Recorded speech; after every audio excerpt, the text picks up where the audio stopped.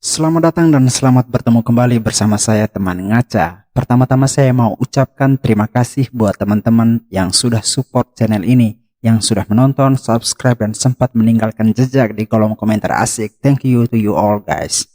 Buat teman-teman yang baru singgah, langsung saja pencet tombol subscribe, lonceng teng-tengnya, sama tinggalkan jejak di kolom komentar ya.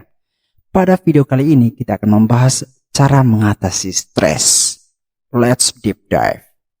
Orang yang tidak mati rasa pasti pernah mengalami stres. Pertanyaannya, apakah stres itu normal? Ya, normal dan wajar. Toh tubuh kita secara biologis juga punya penawar stres. Namanya hormon kortisol atau lebih dikenal hormon stres. Tugasnya adalah untuk melawan segala hal yang dianggap sebagai ancaman atau stres.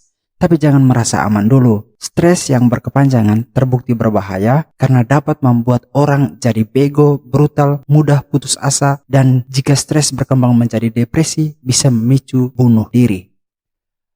Iya, benar banyak orang stres yang bunuh diri. Kok bisa? Ya, jika produksi hormon stresnya terlalu tinggi, ada dua bagian otak yang akan terkena dampaknya. Akibatnya kita tidak bisa membuat rencana, tidak bisa memutuskan, tidak sanggup mempertimbangkan, tidak sanggup menetapkan tujuan yang pasti, tidak mampu fokus, mengingat, dan emosi jadi tidak stabil. Stres berkepanjangan secara saintifik menghantam dua bagian penting dari otak kita, yaitu lobus frontal yang berfungsi untuk merencanakan dan menjaga fokus, dan kedua adalah hipokampus yang bertugas untuk mengingat. Mengapa dua area ini sangat sensitif terhadap stres? Karena hormon stres yang tinggi membuat dua bagian otak ini mengerut atau menyusut. Lalu bagaimana cara mengatasinya? Jawaban simpelnya ya kurangi stres agar produksi hormon stres tidak tinggi dan otak kita aman. Yaitu jawaban simpel. Tetapi saya punya 5 langkah yang dapat kita terapkan untuk mengatasi stres. Pertama, aktif secara fisik.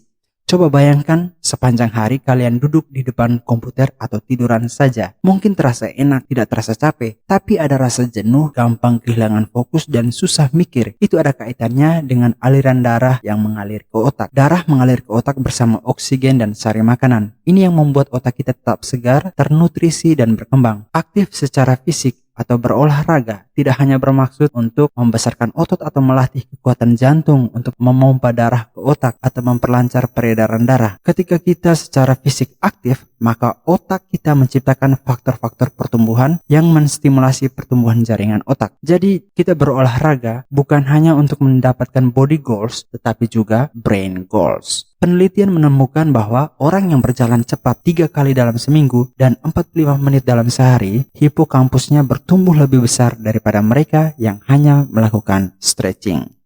Nomor 2, tidur nyenyak. Sedikit tidur adalah salah satu sumber stres kronik. Bayangkan 1 malam tidak tidur, otak bagian depan dapat tidak berfungsi dengan baik. Bagaimana jika tidak tidur lebih dari 1 malam? Tidur yang nyenyak memberi kesempatan bagi otak untuk mereorganize dirinya. Jaringan-jaringan otak yang baik diperkuat, sementara jaringan yang kurang baik dilepas.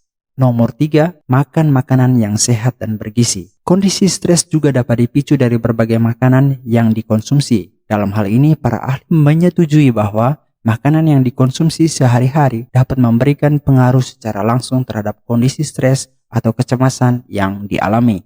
Hal ini tidak lain karena berbagai kandungan makanan yang dikonsumsi akan diserap tubuh termasuk otak. Dalam hal ini, otak memerlukan asupan nutrisi yang baik untuk memproduksi berbagai macam hormon yang mengatur perasaan bahagia, tenang, dan aman. Ketika kita mengonsumsi makanan yang sembarangan dan tidak sehat, maka asupan nutrisi yang dibutuhkan otak tidak dapat terpenuhi dengan baik. Tidak heran jika risiko stres dan kecemasan yang dialami akan semakin tinggi. Nah, biar tahu nih, beberapa jenis makanan penyebab stres dan kecemasan terbesar adalah 1. Kafein, 2. Karbohidrat olahan, 3. Gula, 4. Makanan cepat saji, dan 5. Minuman beralkohol. Para ahli menyarankan untuk menambahkan buah-buahan, sayuran dengan warna yang cerah, ikan berlemak seperti salmon, minyak zaitun, tempe, kacang-kacangan, dan polong-polongan. Beberapa jenis makanan ini dinilai memiliki kandungan yang baik yang berguna untuk fungsi kerja otak. Nomor 4, meditasi. Meditasi harian dapat membantu meningkatkan fokus dan perhatian, fleksibilitas, dan kemampuan mengontrol emosi. Otak dapat benar-benar akan diperkuat oleh latihan meditasi setiap hari.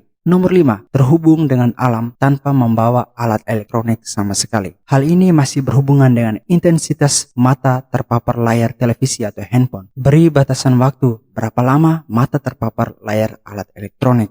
Oke guys, dengan 5 hal ini, jika dibuat sebagai rutinitas, kita akan mendapatkan otak yang sehat. Guys, be good to your brain, perlakukan otak kita seperti ratu. Thank you.